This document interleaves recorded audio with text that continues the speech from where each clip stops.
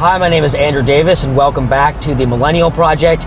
Today I wanted to talk about Reagan and the future of the Republican Party.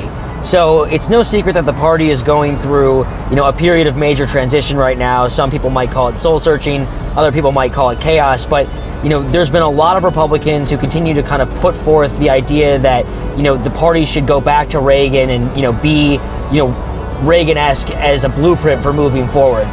And if you've watched any of the debates or anything like that, all the candidates have kind of gone through this process of, trying to graft their personalities onto Reagan's and talk about, whether it's Trump, who is literally using Reagan's campaign slogan, or Ted Cruz, who's preaching, traditional American values to evangelical audiences, or Marco Rubio, who's talking about building a strong, American defense.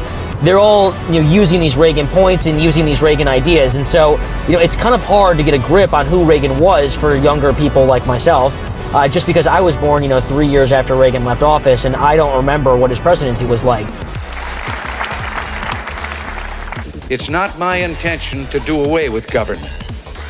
It is rather to make it work. Work with us, not over us. To stand by our side, not ride on our back.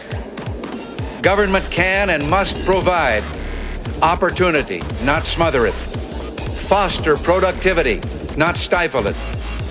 If we look to the answer as to why for so many years we achieved so much, prospered as no other people on earth, it was because here in this land, we unleashed the energy and individual genius of man to a greater extent than has ever been done before. Freedom and the dignity of the individual have been more available and assured here than in any other place on earth.